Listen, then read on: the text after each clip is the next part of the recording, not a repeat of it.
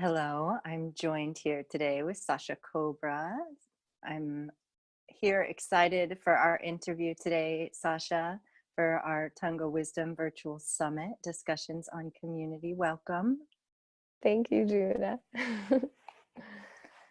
So to start us off, I have this beautiful world map behind me. And so what I've been doing is asking everyone where they are and what other places in the world are culturally significant to them, where they grew up, places that they've traveled, just so that we have a little idea of kind of the perspective that you're bringing with you today. So if you would just share. Okay, so I guess I grew up in California, and I grew up in different parts of California. California is actually where I learned how to dance tango in the San Francisco Bay Area community.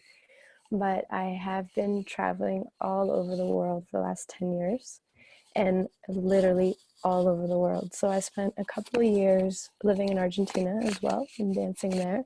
I spent a lot of time in Europe, in Asia, in Australia, in Central America. So I'm speaking to you now from Mexico, but I honestly don't have a strong connection to any one particular place in this world. I feel like when people ask me where I'm from, I just say, at this point, what we call planet Earth, whatever that may look like. Just because for me, I feel a resonance to so many different cultures and so many different places that I have been to. So I can speak on the times that I have spent in different parts of the world, but I don't really have any one particular place that I don't have any one particular place that I call home, because for me, wherever I am, I feel at home. And California, of course, all up and down California was a big aspect of my life. And then Argentina was my home for some time as well. And now it's Mexico and all the other places that I've ever visited. Excellent. Thank you. Excellent, Sasha. So I asked you here today because you were the person that introduced tango to me and made it sound so appealing that I wanted to dance tango. Hey, beautiful. So the way you described it to me, and I'll just briefly introduce it just so that you can elaborate and share with us about where you come from and what it is that you do in the world. And so you had described it so beautifully as the roles of lead and follow and the dynamics of those polar energies that made it sound so appealing that I knew I wanted to do it. So if you wouldn't mind kind of sharing with us more poetic and elaborated version of that, please. Okay, so let's start from the beginning. And I would say that the beginning is that I've known you for how long now? I think it's been 10 years. I think it was 2008 when we met in Chicago. Yes. And we met through the work that I do. And so I also want to share that for the audience and for people that are watching this. For me, tango has really been a passion, a love, a hobby, just something that makes my heart spark.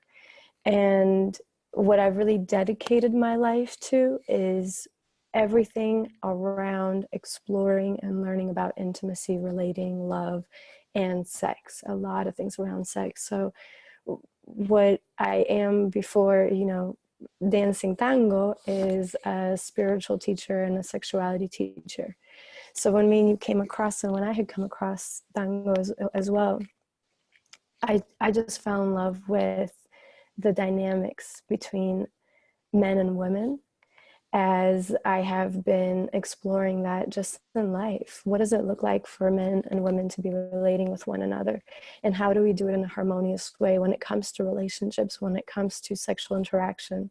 So coming into tango, it was like everything that I have been sharing with people, with clients, in a flavor of movement, feeling, connection, intimacy, on a dance floor with clothes on in a vertical position. So for me, for me, tango was like making love. It was everything that I loved about love making brought into a dance form. And I always tell people that for me, tango is not a dance, it's an experience. I feel like there's dancing, there's salsa, there's all these other styles of dancing. And tango is something that is an experience. It's something that is such a deep aspect of connecting with another human being that is unlike any other dance that I have tried. And so I feel that what I had shared with you, 10 years ago, so it's been a long time, was using that as a platform to really understand these roles of what it means to be a man and what it means to be a woman in life to create harmony. So when we look at tango, which is so fascinating, right? And I actually use this example in my Tantra workshops, that no one ever complains about who's leading and who's following in tango. Women love to follow. They love to feel, they love to close their eyes, they love to be led, and to create beauty based on this invitation from the man to step into what I'm going to call kind of his world, right? Because that's really what the woman is doing. A really good follower in tango, and again, I just want to say this, I am not a professional dancer. I am not a professional teacher by any means. So all I'm sharing is just sweetness from my heart and how I relate to tango. And that's all that I can do. But for me, it's the sweetness of a woman following, and a really good follower creates the dance of the man. She doesn't get on the dance floor and say, I'm going to do whatever I want. She says, I'm going to have the pleasure of seeing how much I can merge with you, mold with you to beautify and create the dance that you are inviting me to do. And that's really what life ought to be about. So this is what I'm sharing in my outside world. And then when I came into tango, I was like, oh my God, this is a little micro world of everything that I've been sharing. And yet everybody's having the pleasure, everybody's having the joy, everybody's having the harmony of that. And no one complains about those roles in the dance. And now, of course, there are women that lead, and there are some women that are better leaders than many of the men in a community, and there's also a lot of men that are better followers than many of the females in a community. But I find that most women that lead at one point go, okay, can I just follow now? And for the men too, it's, they can follow, of course, but where they really feel at home is in leading. So for me, that dynamic, that phenomenon, that flavor, that taste of just resting in our nature as a leader and a follower, that's the part that for me was the greatest sweetness of the experience of dancing tango. Yes. And it's interesting. And another thing, sorry, but another thing that I always share with people about tango is that it's exceptional for learning your body, because when we dance, we are one. Unlike other dances where you have space to make mistakes, you have space to be off balance and to not be so well connected without feeling like it's a drastic shift and change. In tango, because we're hugging and we're so close together, even the slightest little shift of disconnection feels gigantic in the couple. And so in tango, you really have to learn your body, the subtlety of feeling things, the subtlety of learning how to move. Just, shifting your hips a half an inch to the left makes a huge difference in technique. And that's another thing that I found to be fascinating, because what we're living in now is a culture of people that, for one, don't know how to feel and are so out of their body, they don't have a whole lot of connection to navigating in their body, to feeling in their body. And you also see that in tango classes. For me, it's fascinating to see how You know, you tell somebody, put your weight on the left foot, and they don't even know how to do that because there's so much disconnect from the body. So it's a beautiful meditation. And like, it, you know, for people that are not into their version of what they think spirituality is or meditation, everybody that has a passion for something, whether it's a sport, a dance, painting, their love for that is the fact that it creates a naturally meditative state. So when you dance, you know that, of course, yes, you can be thinking, you can be in your head, you can be totally out of your body while you're doing it. But our intention when we go into dancing with another is to go into this internal silence of letting go of yourself and allowing for this other energy to move you. It's like there's this other energy that's created between two people, and you're following it, you're observing it. That's what lovemaking is about. Lovemaking is, how do you get out of your head? How do you just get over yourself and allow for life to unfold? And that's what tango is. How do you get over yourself and just feel and follow this unfolding of life? And it's beautiful. I also remember, just to share this, because I haven't shared this with many people at all, but I remember I was in Berlin once, and I had danced. I used to dance at least 6 nights a week for many years. And I was dancing with this beautiful dancer that wasn't from Berlin, but we were dancing there together. And I had so much awareness of my body, I could actually feel that both hemispheres of my brain were being activated. And that was another thing that I found to be so fascinating, because most activities that people do, you're either using the majority of your right brain or your left brain. And when I was dancing, at least as a follower, I'm not sure what the leader experience would be like, but as a follower, I could feel both parts of my brain, both sides of my brain being massaged through the experience.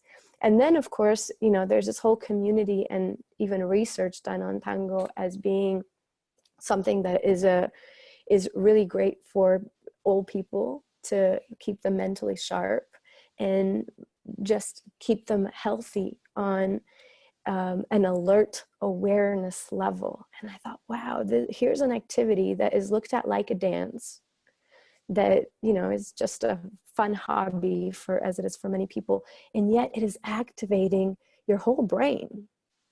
It's literally massaging and rewiring certain aspects of you, because you have to do so many parts in the dance, and yet all of it happens so effortlessly when we just allow. Anyway, I just wanted to share that with you. Thank you for sharing. I was watching something the other day about the brain and how to really help the brain. And basically all these doctors, the last thing that they said is like, the number one thing that you can do to help your brain is connect to people, interact, be with other people, because that makes such a difference. Yes, and I mean, and you also have to think about that in tango, there's a lot of left brain activity and right brain activity, because the right brain deals with music, for example, creativity, right? It's our intuitive feeling nature, and the left brain's a little bit of logic. So you're dealing with parts of, even as a follower, as someone who is in the following position, yes, I have to feel. I cannot be thinking about what I'm doing. And at the same time, I am paying attention to technique that I am learning and attempting to perfect all the time. So I am being aware of, okay, I keep my hips over here, or I put my body weight over here, or my posture is this way. So both brains are being activated, because you're also listening to music. Even music rewires the brain, activates the whole brain. I've actually seen research done where music works on the whole brain when we are listening to it. It activates the whole part of the brain. And this is how people that have Alzheimer's or any kind of mental disorders, where they're actually even unable to communicate with words, they can sing.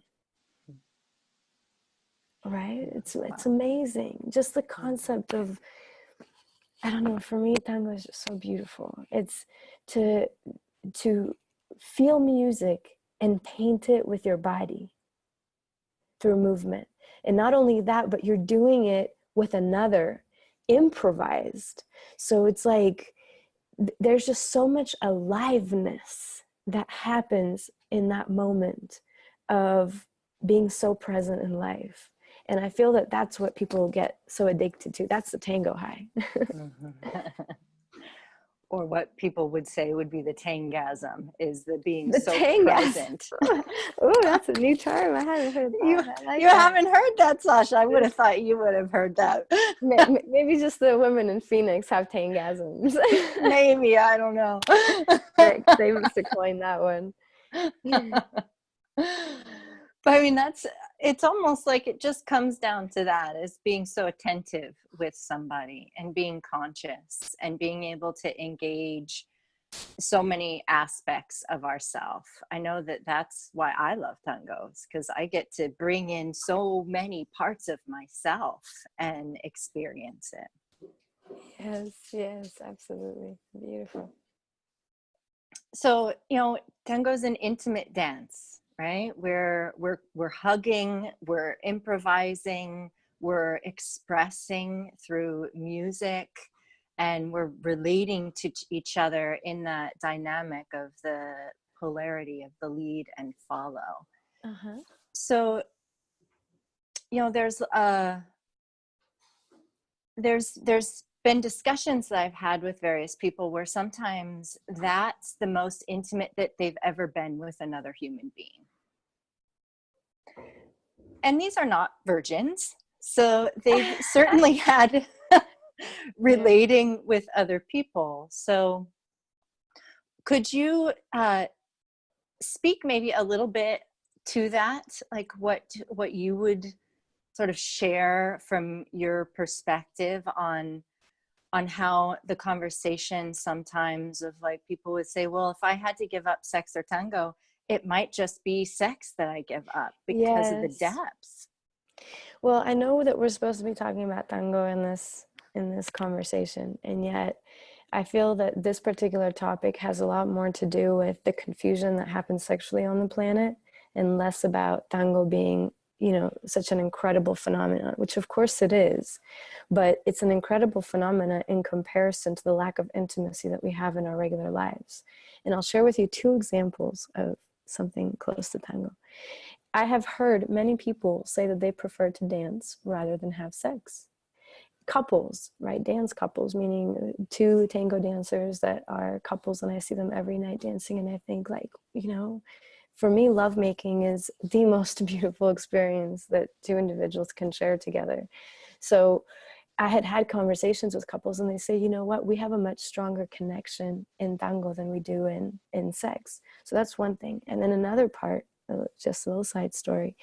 I was in Argentina some years back, and I wanted to share the work that I do with the tango community there. So I had done little events, and one of them was what I called the art of energetic hugging, or a hugging meditation is now what I call it. And it's an activity where you're basically just hugging somebody for an extended period of time, allowing for the energy to be activated, and it's very healing for the people. Now, before the event, I had a professional tango dancer. Okay, so this isn't just somebody that kind of dances here and there. It's somebody that goes out dancing every single night and dances so intimately, right? In tango, we're like breathing in each other's mouth. Like our faces is like, just 1 centimeter over and you're already kissing the person, right? So it's like you're already up in it, right?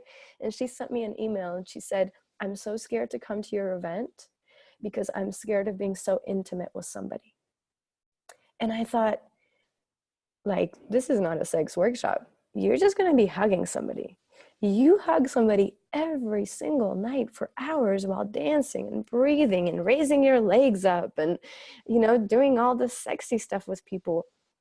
So when we look at that, it's really a cultural thing that in tango, it's like you have a safe space to express your sensuality. You have a safe space to feel and to be giving of yourself, para entregarte, no? To give of yourself to another human being as much as you can. Because not only are you giving yourself to the other human being, you're giving yourself to yourself and to the music and to the room and to everybody that's in the room. So it creates a certain level of intimacy that we are really scared of in our regular lives. So it's not to say that, you know, tango is so amazing. It's just to say that we are a very sexually dysfunctional society. And there is so much confusion around sex that when two dancers, and, you know, I know this from my own experience, I know this from having many conversations with dancers, it's this phenomenon of dancing with somebody and having this amazing connection, this depth and this gentleness, right? Because the men, the leaders can, oof, if a man really knows how to lead, it's like, it's a gentle firmness with which they lead that allows for the woman to just relax and surrender. Now they go home after the milonga, they want to make love at the same quality, and all of the other sexual confusion comes up.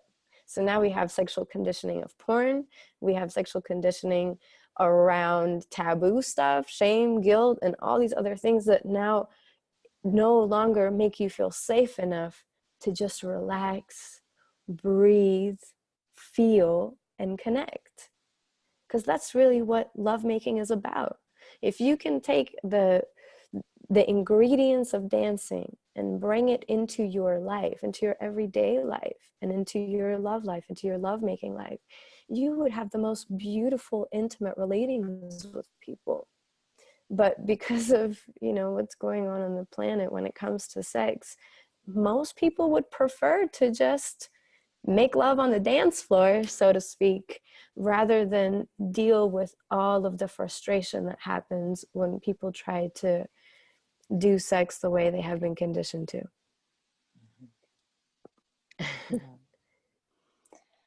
You know, when I first started tango, I thought not only did I want to engage because of how you had expressed and shared with me, but I also knew that I wanted to have a safe place to interact with the masculine.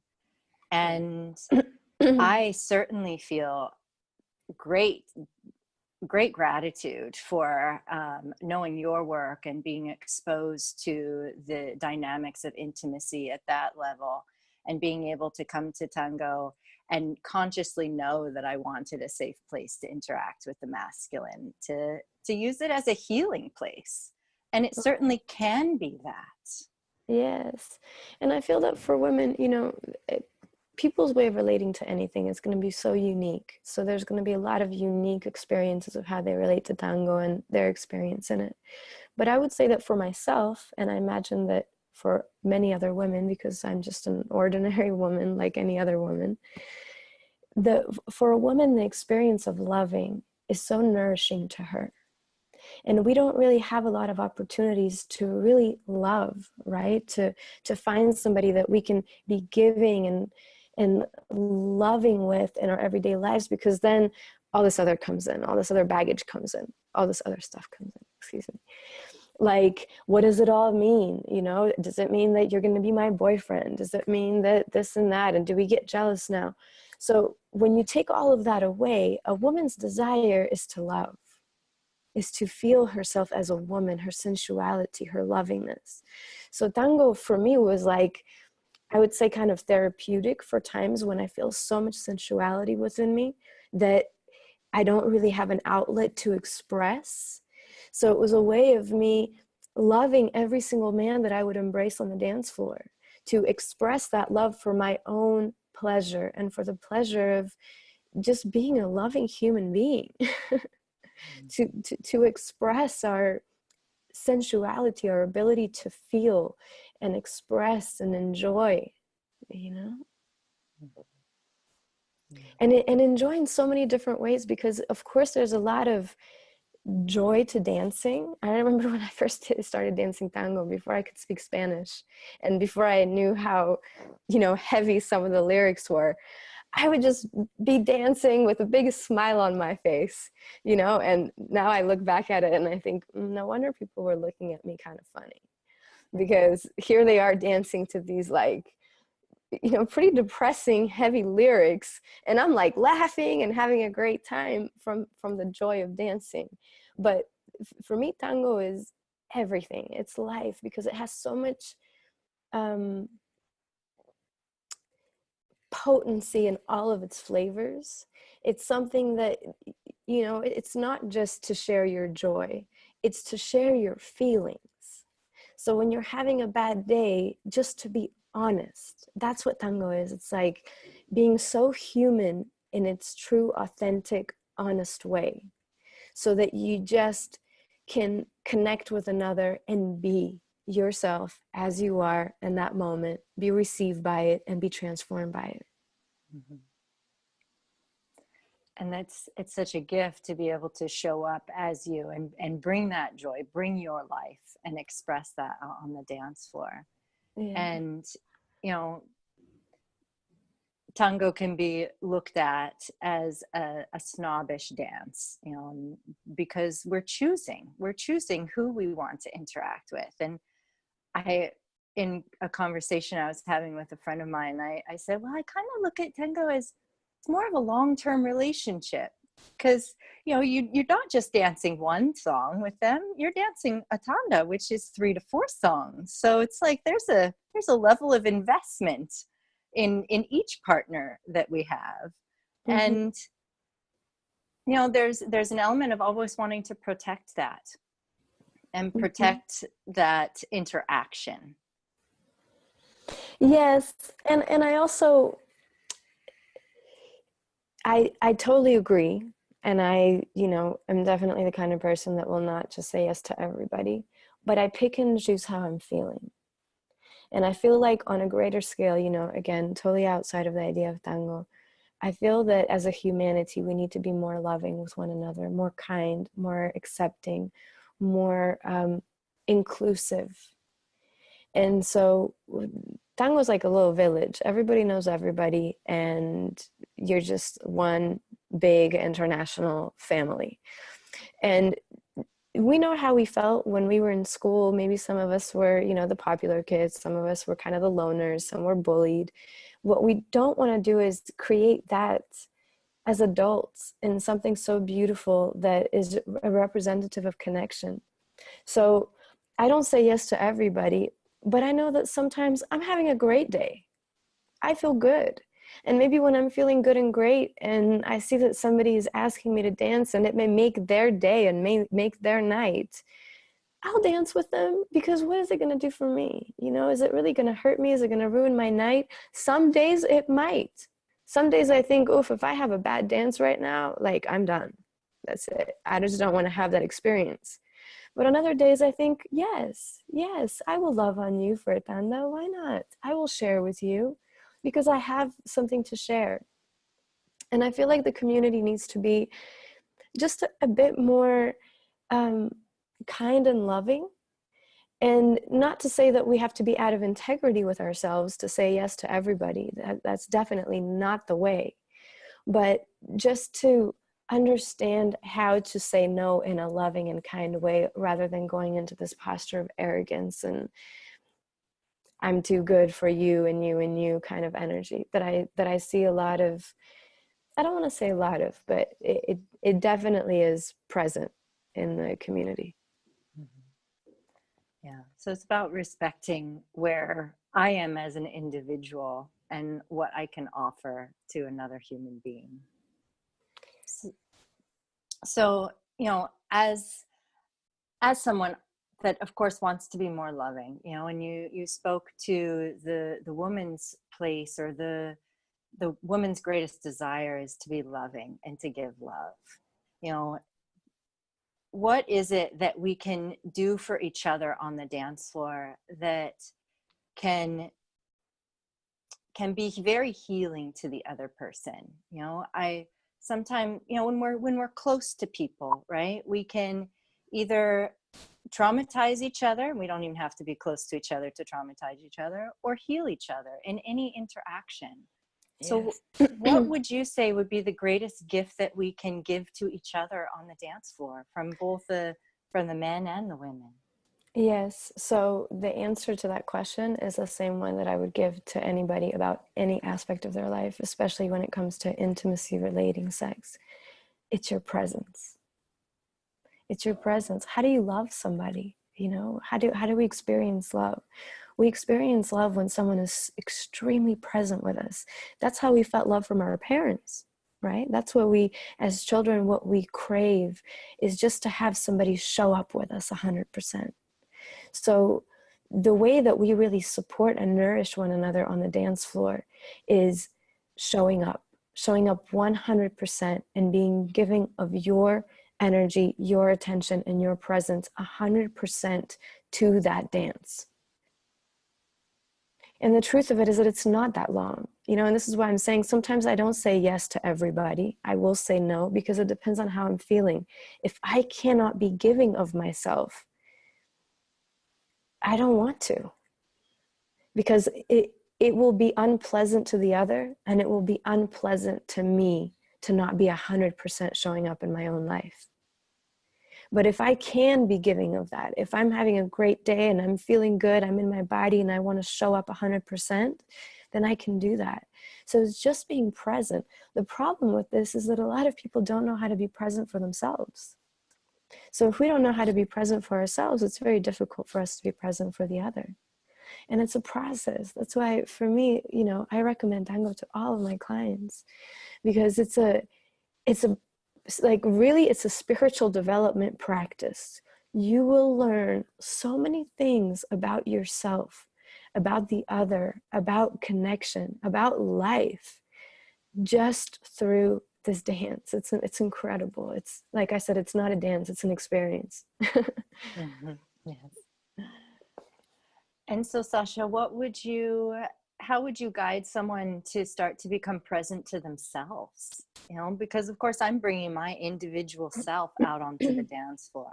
So what do I do to help me be more present to my own experience so that I can offer something? So learning how to be present with oneself is just doing more mindful practices. It's as simple as when you're walking, you are feeling your feet and your legs and your arms swaying as you walk. When you're washing the dishes, that you are in your hands washing those dishes. And so what I recommend to a lot of people is use tango as your mindful practice, right? Because it's very difficult to meditate, to say, okay, I'm going to be present with oneself and stillness and blah, blah, blah. But yet, when we are feeling things, it's much more pleasurable to stay in the senses. So tango itself is a mindful practice. It's just a matter of bringing our attention back to ourselves. And what makes it difficult for a lot of people is, you know, including me, because if a really good dancer asks me to dance, it's very difficult for me to just be like, okay, I'm going to be a great dancer right now, and I'm just going to rock this, so I'm going to forget about everything and just relax. No, a part of me goes, oh my God, I'm so nervous because he may do something that I can't follow correctly. Am I going to be okay? Is this going to be enjoyable?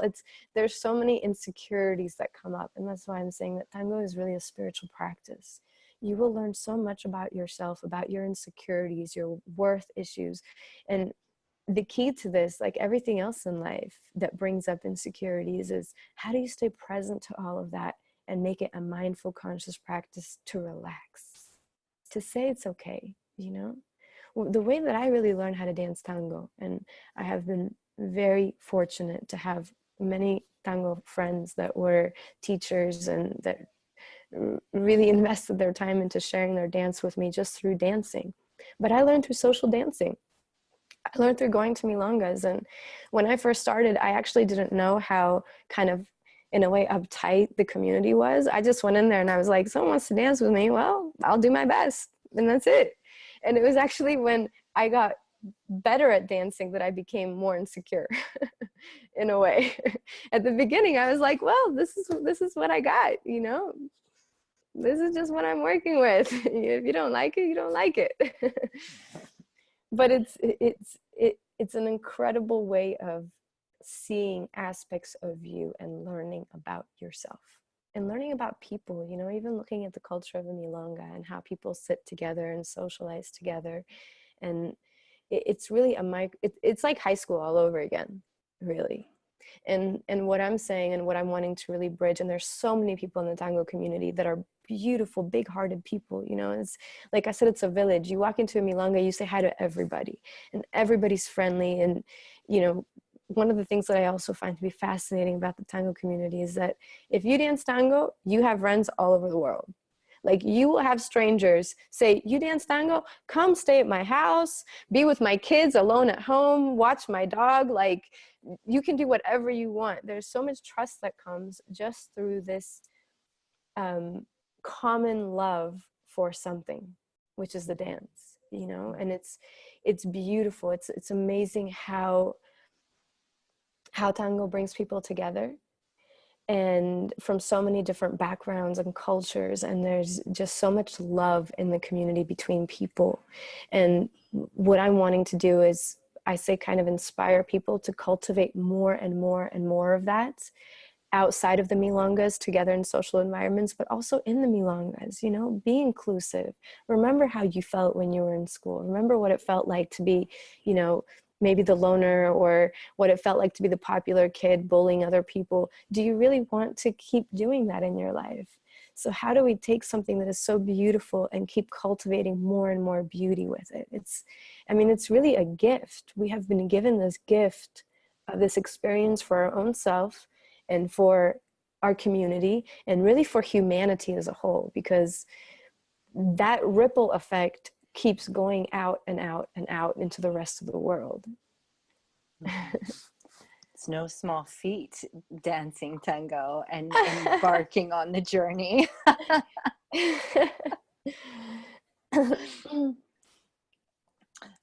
At least it can be, right? Not everybody is going to approach it that way, but I think it certainly opens a door for us to become more beautiful human beings.